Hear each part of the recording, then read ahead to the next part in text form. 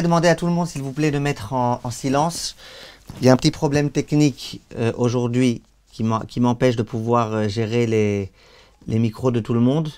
Donc je vous demande, s'il vous plaît, mettez-vous en silence. Et c'est que quand il y a une question, une chose comme ça, pour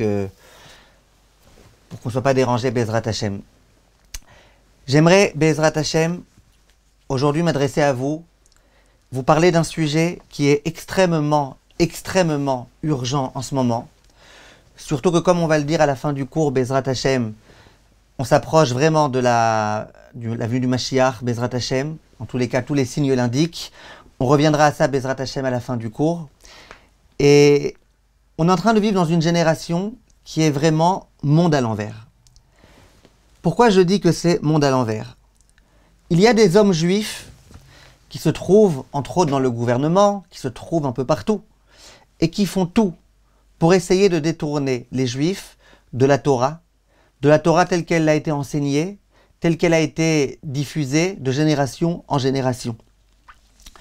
Il y a une association B'Tselem, c'est des gens qui font exprès de photographier, de filmer des soldats et de diffuser tout ça pour montrer combien les soldats ils sont sévères, ils sont méchants à l'égard des Palestiniens. Et tout ça, évidemment, pour attaquer les soldats, pour attaquer l'armée israélienne et pour leur faire du mal, pour les mettre en danger. On a affaire à des juifs qui font cette chose-là. On a affaire en Israël aussi à des gens qui essayent de prendre toute cette hashkafa tordue là, qui est celle du genre, et de nous la transmettre. En Israël, par exemple, il y a des bislis, des espèces de bislis qui s'appellent les Doritos. Je ne sais pas si en France, il y a ça aussi. Récemment, en Israël, ils ont fait une publicité. Et dans la publicité, on voyait, il y a tout type de familles. Il y a les familles où il y a un père et une mère. Et il y a les familles où il y a deux pères. Et il y a les familles où il y a deux mères. Et puis, le message, c'était finalement, en tous les cas, tout le monde doit acheter Doritos. Les grands rabbanim d'Israël, ils se sont immédiatement dressés. Et ils ont dit, on n'achète plus de Doritos pour l'instant. On n'achète plus de Doritos parce qu'une fois que tous les juifs religieux, Bezrat Hashem, vont commencer à montrer qu'on ne se laissera pas faire, et que la Torah ne se laissera pas faire, et qu'on ne peut pas comme ça prendre nos enfants, prendre nos jeunes, et déraciner complètement la Torah, eh ben, on décide de ne plus acheter. Et les juifs religieux en Israël, ils n'achètent plus les Doritos. Il y a des hommes religieux. S'il vous plaît, si vous pouvez mettre à voix basse, ça nous aidera beaucoup. Si vous pouvez mettre les microphones, s'il vous plaît, tout le monde. Il y a des hommes religieux qui font des actes abominables ces derniers temps, avec les dernières affaires qui ont explosé. On a été conscient de tout ça.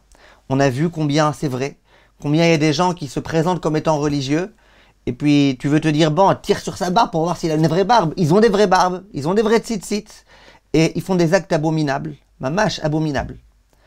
Tout ça, c'est censé nous poser des questions. Il y a en Israël des gens, et dans le monde entier, qui se disent être religieux, qui ont des barbes et des chapeaux, et qui sont pour l'Iran, pour la Palestine, contre, en quelque sorte, un peu contre, beaucoup contre le gouvernement israélien, au point que, quasiment, quand il y a des attentats, ils peuvent même se réjouir un petit peu. On a affaire à des gens qui sont tordus, complètement tordus. Et on vit avec des gens tordus.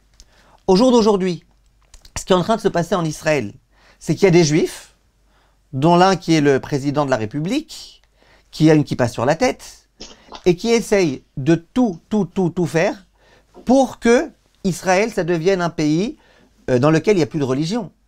Parce que qu'est-ce qu'on est en train de faire? La réforme de la cacheroute, ça veut dire que quoi? Ça veut dire qu'en deux mots, demain, n'importe qui pourra donner son tampon de cacheroute. Ça veut dire que si jusque-là, tout le monde pouvait donner, mais il fallait au moins que ce soit supervisé par la Rabbanout Harashtit l'Israël. Donc on pouvait savoir que les choses, elles étaient à peu près cachères. Maintenant, c'est plus le cas. S'il vous plaît, mettez vos micros. Éteignez vos micros, s'il vous plaît. Toutes les personnes qui peuvent, éteignez vos micros, s'il vous plaît. On a affaire... C'est quoi la réforme de la cacheroute? C'est qu'aujourd'hui, tout un chacun, n'importe qui peut donner sa cacheroute. Ça veut dire que même les juifs qui n'étaient pas religieux, mais qui tenaient quand même un minimum à manger cachère, eh ben, demain, ils risquent d'arriver à un endroit dans lequel il y a écrit kasher. Bon, pour un juif pas très religieux, kasher, c'est kasher. Et ça peut ne plus être kasher du tout. Et c'est ce qui risque de se produire. Qu'est-ce qui va se passer aussi? Il va y avoir, une très grande division. Parce que jusque-là, les juifs religieux et un peu moins religieux pouvaient manger ensemble à peu près, dans tout type d'endroits. Le pain, au moins, ils pouvaient le manger ensemble. Certaines choses, ils pouvaient manger ensemble. Et ce qui risque de se produire maintenant, s'il n'y a plus de vraie cacheroute, c'est que les gens, ils risquent de se séparer les uns les autres. Il risque d'y avoir une très très grande division. Il y a le problème de la conversion, qui est un problème très très important en ce moment. Si jusque-là, pour pouvoir se convertir, il y avait des choses, il y avait une procédure à suivre, maintenant on a envie de commencer à autoriser la conversion, que n'importe quel rave, avec quelques petits critères, que n'importe quel rave puisse convertir quelqu'un d'autre. Ça veut dire que ce qui va se passer, c'est qu'il y a des gens qui ne sont pas religieux. On sait très bien que pour se convertir, il faut au moins accepter sur soi toutes les mitzvot de la Torah. Aujourd'hui, ce qui est en train de se passer, c'est qu'il y a des gens qui disent et qui affirment, c'est scandaleux, qui disent non, dès que quelqu'un est prêt à prendre un petit quelque chose sur lui, c'est suffisant pour qu'il devienne converti. Et ça, c'est contre la halakha. C'est contre la Torah. Ça veut dire qu'il y a des gens qu'on va appeler demain à être juifs, or qu'ils ne sont pas juifs, puisqu'ils ont toujours été goïms et qui ne se sont pas vraiment convertis. Donc on va avoir affaire à des très très très très grands problèmes. Et tout ça, c'est fait par qui? Fait par des juifs. Si ça se passait ça en France ou ailleurs, ça ne me dérangerait pas trop. Mais que ça se passe en Israël, par des juifs, eh ben, c'est quelque chose qui est très très très très très problématique. On va essayer, Bezrat Hashem, de parler et d'expliquer un petit peu comment comprendre ces concepts-là. Comment comprendre? Comment c'est possible? Et comment, Bezrat Hashem, pouvoir se prémunir de tous ces problèmes-là? Il y a un concept qui s'appelle le Erev Rav. Et le Erev Rav, si vous voulez, je vais vous raconter une histoire. Vous savez que Pollard, l'espion Jonathan Pollard, il a perdu sa femme il y a une semaine et quelques. Pendant les Shiva, au moment où il était assis pendant les 7 jours de deuil et on devait lui rendre visite, on pouvait lui rendre visite, il se trouvait juste à côté du Beth Midrash où je me trouve. On était là-bas à un moment donné et il a raconté une histoire, parmi tant d'histoires qu'il a racontées. Il dit un jour, ma femme, elle était aux États-Unis et il y avait une conférence. La conférence de quelqu'un d'un monsieur, c'était un juif, et il parlait super pro-palestinien contre israélien. Alors elle a pris la parole, elle s'est dressée, elle n'en pouvait plus, et elle a dit, attention, attention, et elle s'adressait à cet homme-là. Elle lui a dit, je ne comprends pas. Le sang juif qui a été absorbé par la terre d'Israël, ça te fait rien, toi? Et lui, il dit, oh non, la terre d'Israël, c'est une terre comme une autre. Depuis quand on a vu que la terre, elle peut être sensible à du sang? Non, pas du tout.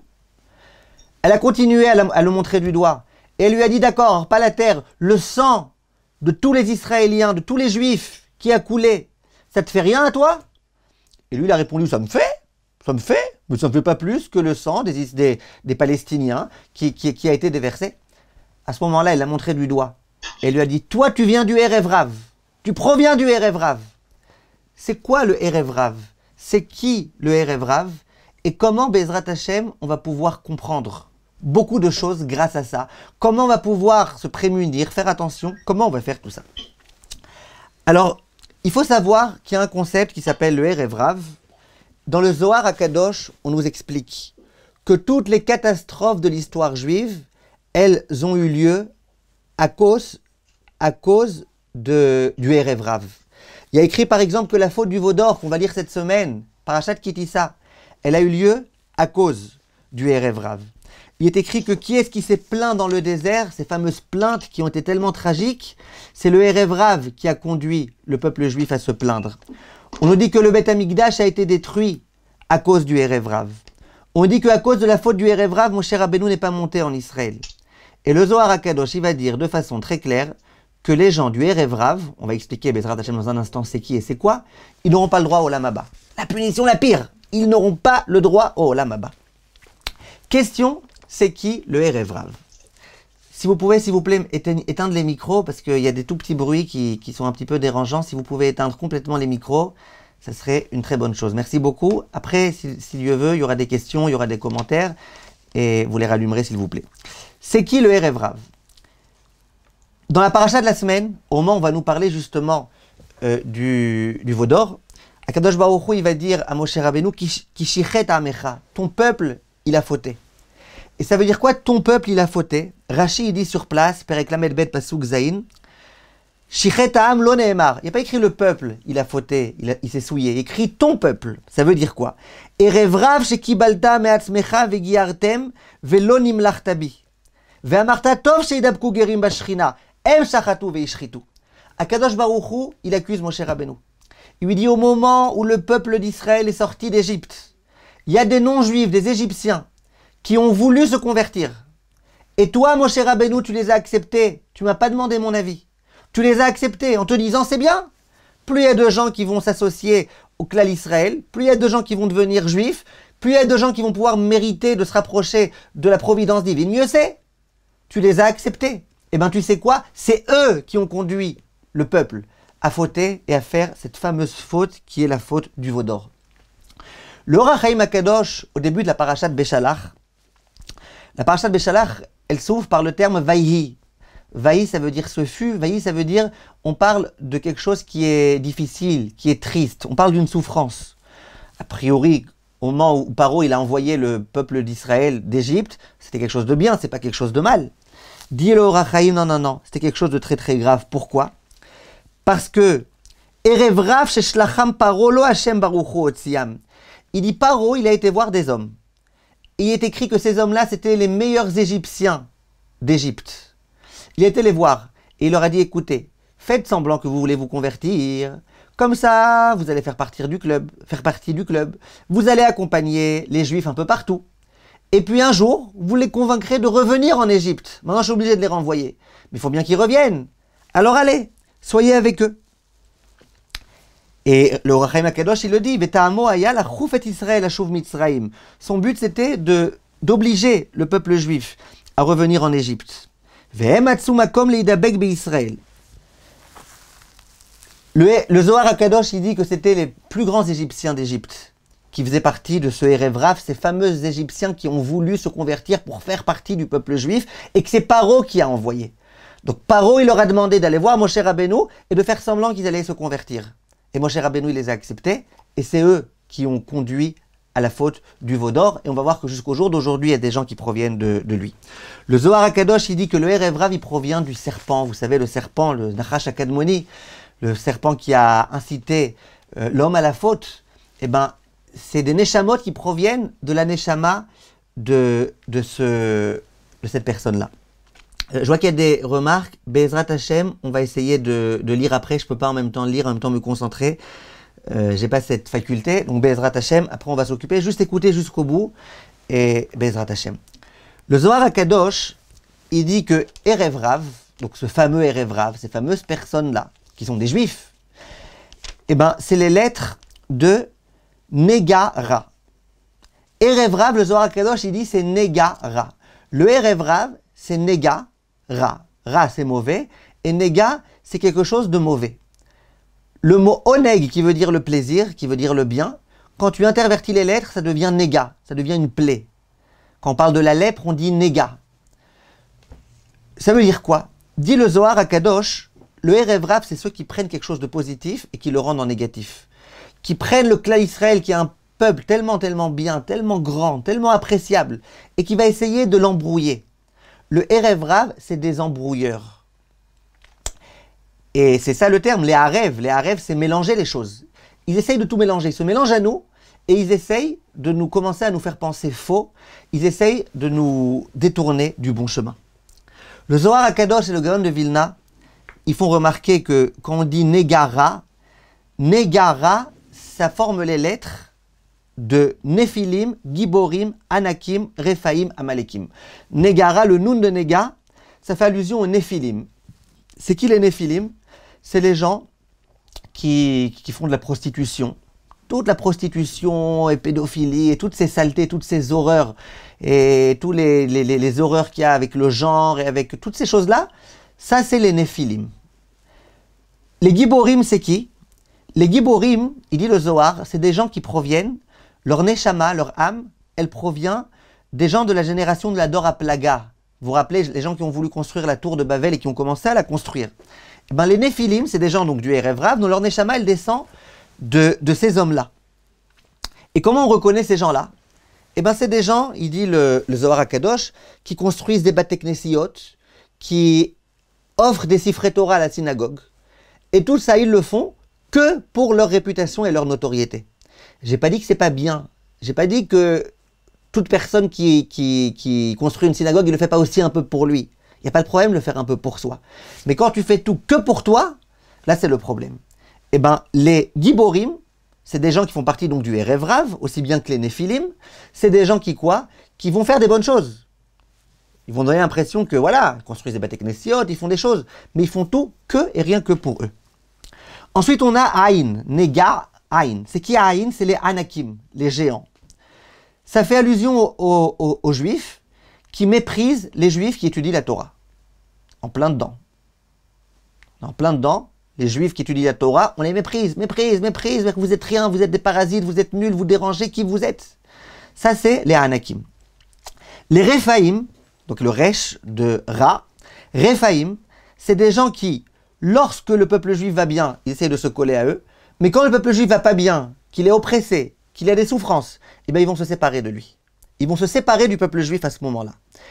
Et, dit le Zohar HaKadosh, bien qu'ils ont la possibilité d'aider, ils pourraient aider, ils pourraient faire quelque chose pour aider le peuple juif. Non, ils s'en vont et ils vont vers les idolâtres et compagnie.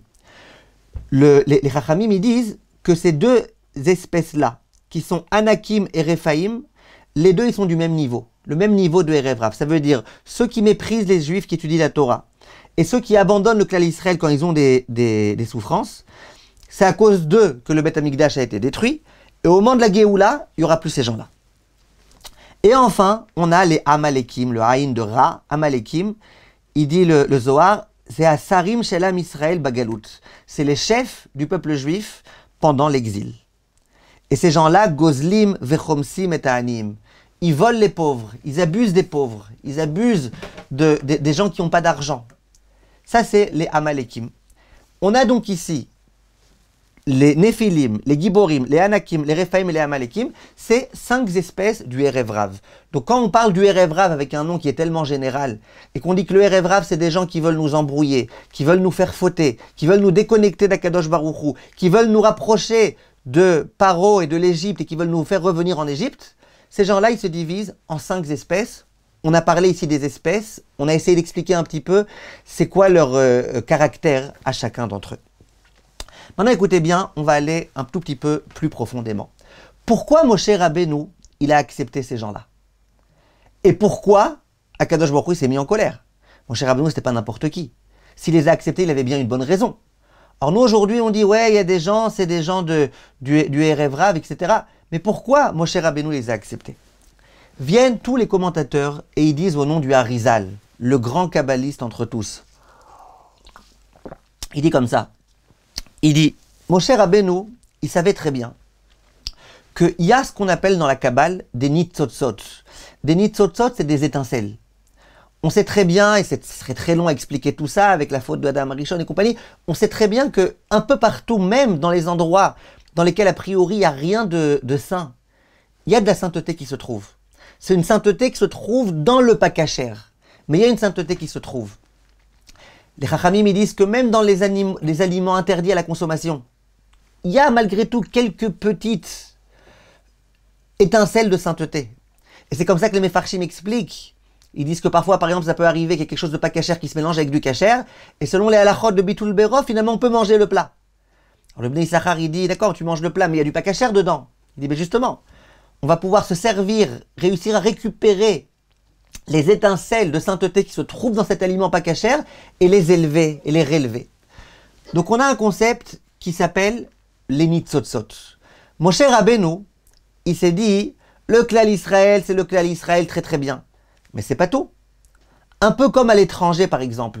Chachamim, ils expliquent pourquoi le Ham Israël a eu besoin de partir en galoute, en exil. Si le top du top, c'est Eretz Israël, pourquoi on a eu besoin d'aller en France, aux États-Unis, en Chine, partout? Pourquoi? Disent Chachamim, vous savez pourquoi? parce qu'il fallait qu'on aille récupérer les nitzotzot, les étincelles qu'il y a partout. Partout, au fin fond de France, là-bas, dans une ville que personne ne connaît.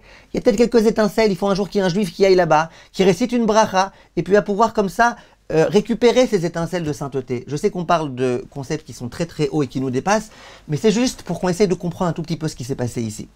Moshe Rabbeinu, il s'est dit, les gens du Erev Rav, les Égyptiens, ok, c'est pas des Juifs, ok, c'est des gens qui sont des Égyptiens, ok, c'est des gens qui ont été nos ennemis, mais il doit y avoir des étincelles de sainteté même, au moins un petit peu. Donc on va les rapprocher, on va les accueillir, et au moins comme ça, on va pouvoir élever un petit peu ces étincelles, et comme ça pouvoir sanctifier le monde davantage. Ça c'est le premier argument de Moshe Rabbeinu.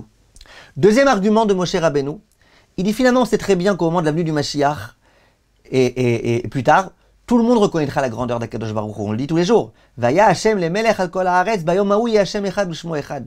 Tout le monde reconnaîtra un jour la grandeur et l'existence de Hashem, de Dieu.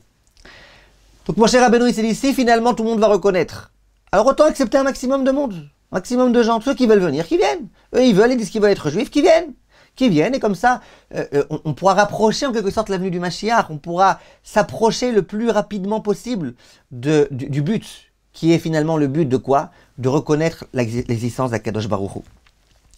Vient le Gaon de Vilna, et il dit, pourquoi Hashem s'est mis en colère? Dit le Gaon de Vilna, écoutez bien, il dit, parce que Moshe Rabbeinu s'est trompé. Kaviachol. On voit qu'Hashem il lui a reproché. Et pourquoi? Il dit parce que ces gens-là du Erev Rav, ils n'ont aucune étincelle de sainteté. Il y a de la sainteté. Dans un morceau de porc, il y a de la sainteté. Dans une chauve-souris, peut-être, il y a de la sainteté. Mais les gens du Erev Rav, ils sont tellement mauvais, négatifs, qu'il n'y a même plus 1 gramme de sainteté. Même plus 1 gramme d'étincelle de sainteté. Donc moi, chez Rabbeinu, il s'est dit, on va élever les étincelles. Quelle élever? Il n'y a rien.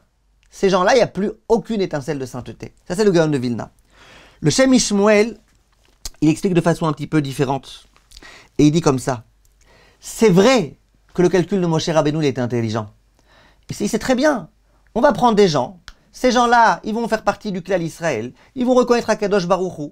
Comme c'est des gens en plus égyptiens, ils parlent bien l'arabe et compagnie, eh ben ils pourront aider le peuple juif à diffuser la connaissance d'Akadosh Baruch Hu. Et c'est bien, au contraire, ils vont nous aider, ça va être des partenaires à nous. Ils vont nous aider à diffuser l'unité d'Akadosh Baruch Hu dans le monde. Dit le Shem Ishmuel, mais ça c'est valable que quand le clan Israël est très très fort. Quand nous sommes très très forts et nous sommes convaincus à 1000% de notre religion, de notre Dieu, de tout. Alors là, les gens du Erev Rav, ils n'ont aucune influence sur nous. Mais quand le clan Israël il baisse un petit peu de niveau, c'est super dangereux. Donc c'est vrai qu'ils auraient pu aider. Ils auraient pu aider, mais à une condition. Si jamais nous avions été au niveau à 100%. Dès lors que nous avons baissé un petit peu de niveau, déjà nous étions vulnérables et le Erev Rav nous a fait tomber et nous a fait descendre. Maintenant regardez, le Zohar HaKadosh et tous les commentateurs disent quelque chose. Ils osent le dire et c'est la raison pour laquelle je me fais le devoir de le dire. Ils disent, le Erev Rav, c'est encore pire que les autres nations du monde. On sait qu'il y a beaucoup de nations du monde qui nous veulent du mal. Ça, on le sait. Il dit, celui qui nous veut le plus de mal et qui est le plus dangereux, c'est le Erev Rav. Ça veut dire, ces juifs, qui sont des juifs qui proviennent de ces Neshamot, là dont on a parlé. Ils sont encore plus dangereux que tout. Et pourquoi? Il dit parce que, comment on nous présente le Erev Rav? On nous le présente comme étant Seor Sheba Issa. Seor Sheba Issa, ça veut dire le levain qui se trouve dans la pâte. Quand tu mets du levain dans la pâte, tout est complètement mélangé. Tu peux plus le dissocier. Tu peux pas réussir. Alors les nations du monde, elles nous veulent du mal, mais nous on se distancie par rapport à eux. Nous on s'écarte d'eux. On fait en sorte de ne pas boire le vin qu'ils ont touché, de ne pas nous marier avec leurs enfants. On essaye de mettre des distances. Quand il y a des distances, eh ben ça peut aller. Par contre, le Erev Rav, ils sont parmi nous. Ils sont parmi nous, ça veut dire qu'ils ont aussi une barbe quelquefois, des longs tzitzit, ils ont un chapeau, ils ont tout ce qu'il faut, ils s'appellent parfois des rabbanim, et ils sont Erev Rav. Comment tu peux te distancier de ces gens-là? Comment tu peux t'écarter? Eh bien, ils sont encore plus dangereux que les nations du monde, comme ça Chachamim m'explique. Maintenant, le Gaon de Vilna il précise quelque chose de très intéressant. Le Gaon de Vilna il dit, attention, quand on parle du Erev Rav, on ne parle pas de descendants biologiques. Ça veut dire, c'est pas parce que mon père n'était pas Erev Rav, que moi forcément je suis pas Erev Rav. C'est pas forcément les enfants et les petits-enfants avec toute une lignée comme ça de personnes qui ont été Erev Rav. Le Gaon de Vilna, il dit, c'est des Neshamot. Il y a des Neshamot, mon père il pouvait être un grand tzaddik, et moi la Neshama que j'ai, c'est une Neshama qui est un petit peu empreinte du Erev Rav. On n'a pas dit que les gens du Erev Rav, ils n'ont aucune solution. Mais on a dit que, par défaut, naturellement, leur façon de vivre et leur façon de présenter les choses et leur but principal dans la vie, c'est quoi? C'est de détourner les Juifs de la Torah. Hachem, il a voulu qu'ils soient là. C'était justement l'épreuve du Klal Israël. Si tous les Juifs étaient tous super contents, enjoués, vouloir accomplir la Torah et les mitzvot, on n'aurait pas de mérite. Le mérite que nous avons, c'est de nous trouver dans une génération, dans des générations, d'avoir survécu ces générations, dans lesquelles il y avait des gens du Erev Rav. Et malgré tout, avoir réussi, quelquefois, parfois on n'a pas réussi, parfois on est tombé. Mais au moment où on réussit à lever le défi, là on peut réussir à l'emporter. Maintenant j'aimerais vous dire quelque chose. On est en train de parler là, entre autres, de la réforme de la guéroute, de la réforme de la conversion. J'ai lu en 2 secondes les commentaires sans vraiment lire. J'ai un petit peu simplifié les choses quand j'ai parlé de la façon dont c'est censé se passer. Mais c'est ça, ce que j'ai dit c'est ça. J'ai lu vos remarques, mais ce que j'ai dit c'est ça. Simplement, je regarde les choses dans 10 ans, ou dans 20 ans, ou dans 30 ans. Ce que j'ai expliqué c'est ça. Maintenant regardez, c'est quoi le grand problème? On a un concept. On a un concept qui s'appelle le juif. Il y a des gens qui s'appellent des juifs. Et il y a des gens qui sont Erev Rav. Erev Rav, on a aussi l'impression que c'est des juifs. On a aussi l'impression. Tu vois bien, Moshe Rabbeinu les a acceptés. Hachem, il lui a reproché. Maintenant, comment je fais, moi, pour savoir si quelqu'un c'est un juif ou c'est un Erev Rav? Pourquoi c'est important? Demain, on va me proposer un chidour. Pour mon fils, pour ma fille. J'aimerais le marier avec un juif, pas avec un Erev Rav. Comment je fais pour savoir si la personne qu'on me présente, c'est un juif, j'entends tzaddik, un vrai juif, un vrai de vrai, une neshama de juif, ou une neshama d'égyptien qui s'appelle le Erev Rav? Comment je fais pour savoir? Alors, j'aimerais vous dire, le Pélé Yoetz, il explique ça de façon extrêmement intéressante. Et on va voir, Bezrat Hashem, quand même quelques clés pour savoir comment reconnaître. Il dit comme ça.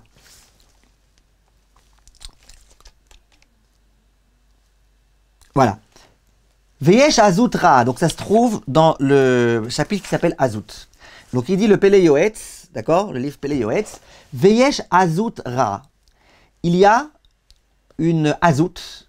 Azut, ça veut dire une effronterie, une insolence, qui est mauvaise. Asher alav amar Tana, au sujet duquel le Tana, le Rav de l'époque de la Mishnah, a dit Azpanim la Geinam. Ceux qui sont effrontés, ils iront Geinam. Ils n'iront pas au Olam Haba. Ve'amrou Razal, Chachamim ont dit, Kol mi she'en bo boshet panim, toute personne qui n'a pas un minimum de honte, beyadoua shelo amdu avotav al Har Sinai, nous pouvons être sûrs que ses ancêtres, ils se sont pas trouvés sur le Har Sinai, ils n'ont pas reçu la Torah sur le mont Sinaï. Ou merev rav kaate, et il provient du Erev Rav. Pirouche, chez Nishmato i meanche Erev Rav, c'est-à-dire que sa neshama à cet homme-là, l'homme qui est effronté, l'homme qui a honte de rien et de personne, eh ben, on peut être sûr que sa neshama, elle provient du Erev Rav. Pourquoi? Shechad mishlosha simanim sheyesh le Israël, parce que l'un des 3 signes, l'une des 3 façons de reconnaître c'est quoi un juif, ou shehem baishanim, c'est qu'ils sont baishanim. C'est des gens qui ont honte, qui ont ce sentiment de honte. Donc, on sait très bien, la Gemara elle dit à plusieurs endroits, et c'est à ça qui fait allusion ici, le Pélé Yoetz. On nous dit du Ham Israël qui sont baishanim, c'est des gens qui ont honte. On nous dit qu'ils sont Rahmanim, qu'ils ont pitié. Et on dit qu'ils sont Gomle Chassadim, qui font du chesed. Donc, si tu veux savoir si quelqu'un, il vient du Erev Rav, ou sa neshama, elle était au Har Sinai, ça ne suffit pas de regarder s'il a une barbe ou un chapeau. Ça ne suffit pas de regarder si elle a une perruque. C'est pas suffisant. Alors, qu'est-ce qu'il faut faire? Eh bien, il faut regarder, est-ce que cette personne-là, elle a les 3 qualités du peuple juif? Les 3 qualités du peuple juif, à savoir des gens qui se trouvaient sur le Har Sinai, c'est Baishanim, ils ont honte, ils ne se permettent pas de faire tout et n'importe quoi devant tout le monde, ils ont honte. Le grand problème aujourd'hui, c'est pas que les gens ils font des bêtises, c'est qu'ils ont plus honte. Tu veux faire des bêtises, tu veux te comporter comme un animal, alors fais-le, mais ne commence pas à être fier de ça. Baishanim, On nous dit du peuple juif qu'ils sont gomlech chassadim, ils font du chesed. Et on dit qu'ils sont rachmanim, qu'ils sont capables d'avoir pitié. Si quelqu'un n'a pas ça, eh ben c'est un problème. Et là, écoutez ce qu'il dit le Pélé Yoetz, s'il vous plaît, éteignez les micros. Ve'ata ba'avonotenu. Et aujourd'hui, donc à l'époque du Pélé Yoetz, à cause de nos fautes, Rabou Azépanim Shebador, il y a beaucoup de Azépanim, il y a beaucoup de gens effrontés. Vezeu gam ken atam she'en bador azé mi sheyochiach, lefi she'en mi sheyikabel tochacha. Et après il continue et il dit des choses extrêmement puissantes. Et après il continue et il dit Zot nechematenu birot divrei chazal she'amru be'gvot meshicha chutzpa izge pnei ador ki pnei hakelev. Et il dit et c'est quoi notre consolation? C'est-à-dire ben c'est bien. Plus il y a de gens aujourd'hui qui sont effrontés, plus ça veut dire qu'on est proche du Mashiach, puisqu'il y a écrit à la fin de Masechet Sota que quand le Mashiach viendra, ce sera la période où les gens ils seront effrontés. Donc on a ici une façon de s'y retrouver. Je veux savoir si quelqu'un, c'est un juif, pas un juif qui a écrit sur sa carte d'identité Feuge, non. Quelqu'un qui est juif, ça veut dire quelqu'un dont la Neshama était au Har Sinaï. La seule façon de savoir, c'est de vérifier. Est-ce qu'il a Baïchanout, Gomel Chassadim et Rahman. C'est ça la façon dont on peut dont on peut savoir. Donc, on a quelques clés pour s'y retrouver. Maintenant, qu'est-ce qui est en train de se passer? Et c'est là que j'attire votre attention. Quand on va décider maintenant d'accepter n'importe qui parmi le clan Israël, parce que c'est ce qui est en train de se faire, il y a des rabbins, ce que le Rav Yitzhak Yosef il appelle les petits rabbins, il y a des rabbins qui disent de façon explicite et qui ont envie eux-mêmes que ça se passe comme ça, qui ont envie de dire c'est pas la peine de recevoir toutes les mitzvot de la Torah pour se convertir. Tu fais un petit quelque chose du Shabbat, tu fais le kiddush, après tu prends la voiture, pas de problème, juste tu fais le kiddush, tu allumes les nérotes, c'est bon, on t'accepte. Ça veut dire quoi? C'est-à-dire qu'il y a des gens dont on va dire qu'ils sont juifs, or qu'en fait, ils ne sont pas juifs. Pour qu'une conversion elle soit valable, il faut qu'il y ait beaucoup plus que ça. Maintenant, c'est quoi la différence entre un juif et un goy? Il y a des gens qui pensent que la différence entre un juif et un non-juif, c'est que le juif, lui, il étudie la Torah, et que le non-juif, il n'étudie pas la Torah. Donc du coup, si toi tu es un juif, un non-juif qui étudie la Torah, tu es juif. C'est faux. C'est quoi la différence entre un juif et un non-juif? C'est pas que le juif, c'est un non-juif qui est sioniste. Non, il y a des très grandes différences entre le juif et le non-juif. C'est quelqu'un d'autre. C'est complètement autre chose. C'est ça que les gens ils ont du mal à comprendre. Et je ne suis pas en train de dire ça avec orgueil, ou je ne suis pas en train de rabaisser les autres. C'est deux façons différentes. Entre un Français et un Italien, il n'y a pas de grande différence. Si ce n'est la langue, la mentalité, la culture, ok. Mais entre un Juif, peu importe s'il est Français, Italien ou autre chose, et un non-Juif, eh ben c'est deux mondes à part. Deux mondes à part. Pour que le Juif il soit Juif, eh ben le Shulchan Aruch, la Gemara, elle nous a donné des principes. Il y a des halachot. Maintenant, si on ouvre la porte à tout un chacun, qu'est-ce qui va se passer? Eh bien, il va se passer qu'il y a plein de gens qui ne sont pas juifs, qui ne sont pas gomlei chassadim, qui ne sont pas rachmanim. Leur neshama n'était pas au Har Sinaï. Parce qu'attention, les chachamim ils disent que les juifs, les non-juifs qui vont se convertir, les vrais convertis, c'est des gens dont la neshama était au Har Sinaï. Là, il va s'avérer que quoi? Qu'il y a des gens dont la neshama n'était pas au Har Sinaï, qui étaient des Erev Rav, qui vont venir, qui vont faire partie de nous. Ça veut dire que la faute que Moshe Rabbeinu a commise, sans savoir, lui il avait un calcul qui était kadosh, et bien aujourd'hui on est en train de la faire, cette faute-là, en disant, allez venez, tous, venez, ceux qui veulent qui viennent, plus on est, mieux c'est. Et ça n'a jamais été comme ça, la Torah n'a jamais été pour le prosélytisme, la Torah n'a jamais été pour qu'on accepte un maximum de monde.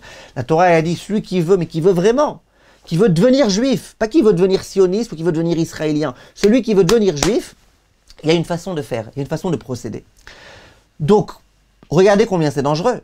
Parce que, on l'a bien compris maintenant, que le Erev Rav, c'est des gens, tu as l'impression que c'est des juifs, ils ont vraiment l'air d'être juifs, mais non, leur neshama n'était pas.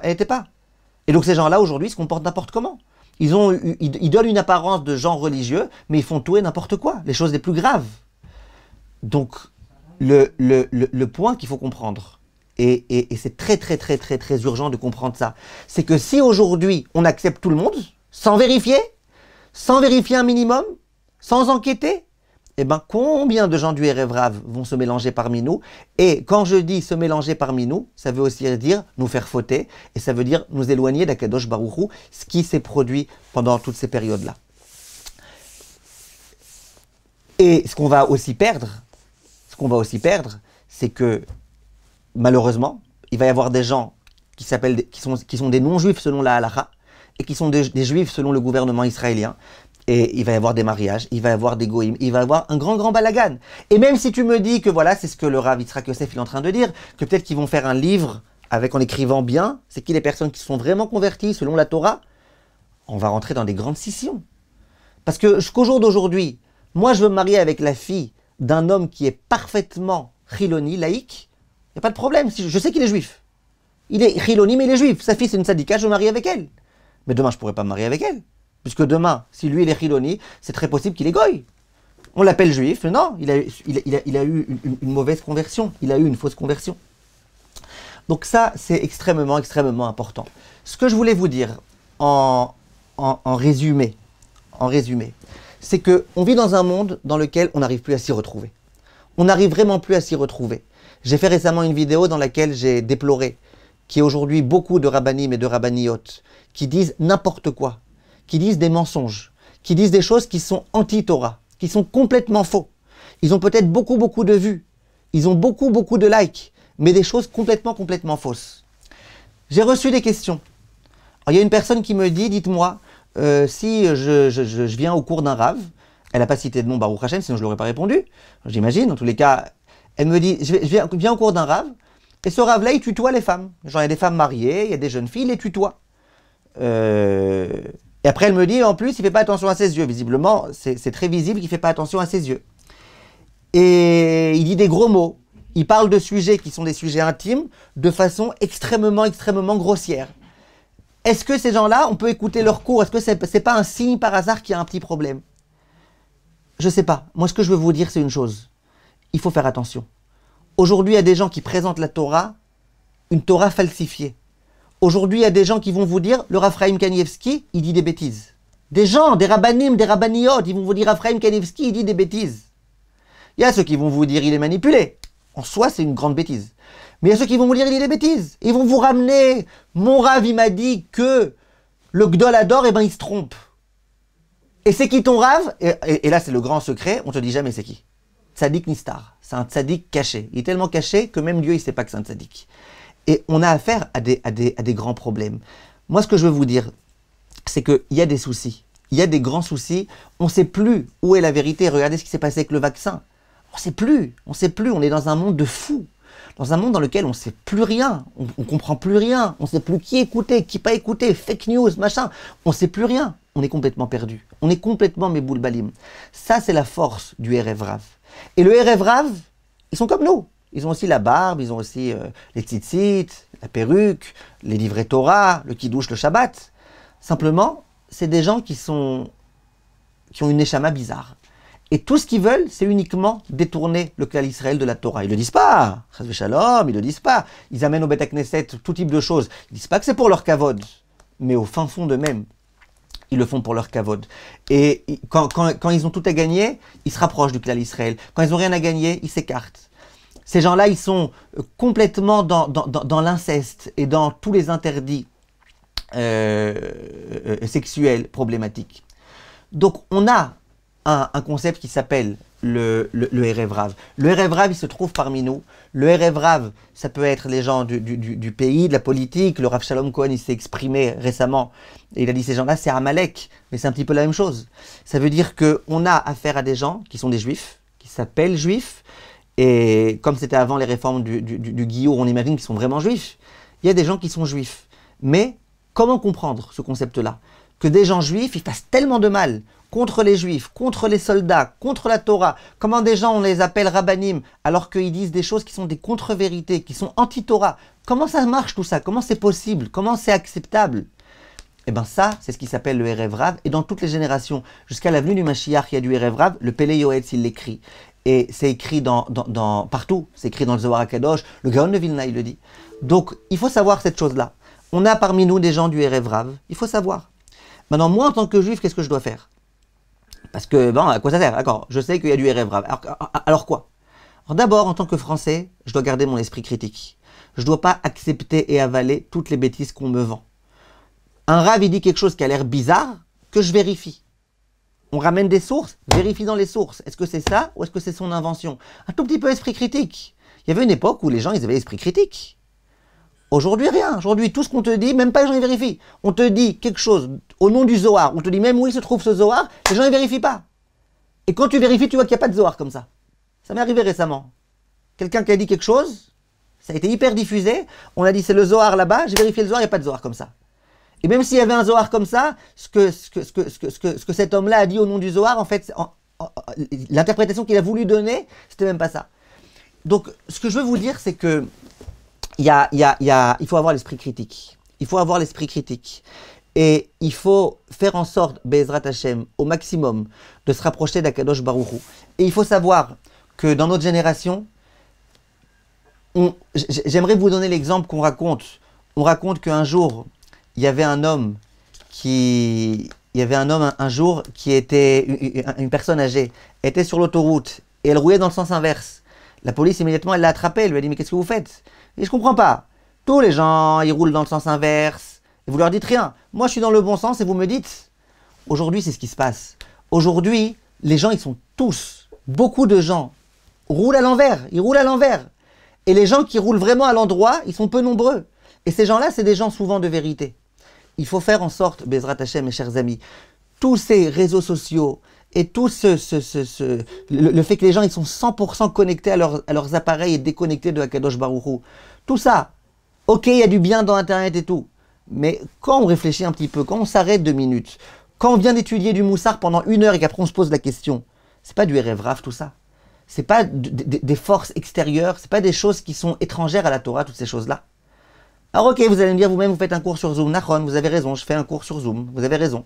Mais ce que je veux dire, c'est qu'il faut faire extrêmement, extrêmement attention. N'ayons pas peur d'aller à l'encontre des choses qui sont tordues, à l'encontre des gens qui disent tordus. Et Be'ezrat Hashem, de cette façon-là, on pourra se rapprocher d'Akadosh Baruch Hu. J'aimerais vous dire, et terminer en vous disant, que et après je regarderai les questions de Be'ezrat Hashem, j'aimerais vous dire que le Rav Gross, ce matin, il a pris la parole. Le Rav Grossman, excusez-moi. Le Rav Grossman, ce matin, il a pris la parole. Rav Grossman, c'est un Rav, le Rav de Migdal HaEmek. C'est un Rav très, très, très tzaddik. Il a fait faire une Chazara B'Teshuvah à des milliers de personnes. C'est un Rav qui est réputé en Israël et qui est très connu et reconnu. Ce matin, il a pris la parole. Et il a dit la chose suivante. Il a dit, je voulais que vous sachiez, quand j'étais petit, au Beth Knesset de mon père, il y a un jour un homme qui est venu. Il dit, dans le Beth Knesset de mon père, quand quelqu'un c'était un homme important, un grand Talmid Chacham et tout, on l'asseyait près de mon père. Mon père c'était le Rav du Beth Knesset, c'était un grand kavod. Il dit, un jour il y a un homme qui est venu, et il nous a raconté la chose suivante. Il dit, j'étais encore petit, je ne me rappelle même plus c'était qui cet homme-là, mais je me rappelle du message qu'il nous a dit. Il a dit un jour, il va y avoir 2 poules qui vont se battre l'une contre l'autre. Et la 3e poule, elle va venir et elle va donner un très grand coup aux 2 premières poules. Et il dit, cet homme-là, on a demandé Donc cet homme-là, il a raconté, encore une fois, cet homme-là, il a raconté au nom du Yenouka de Stolin. Yenouka de Stolin, c'est un très grand Admor. Que le Admor, il a dit qu'un jour, il y aurait 2 poules qui se battraient et une 3e poule. Alors cet homme-là, il dit, on a demandé au Admor, au Yenouka de Stolin, c'était qui? C'est qui ces 2 poules? Il dit, la première poule, c'est la Russie, la 2e poule, c'est les États-Unis. Et ces 2 poules-là, elles vont se battre. Et il y a une 3e poule, c'est la Chine. Il y a 170 ans, cette histoire-là, la Chine, c'était rien. Ils étaient très, très peu puissants. Il dit, la Chine, elle va venir, elle va leur donner des coups. Mais le clan Israël, il sera préservé.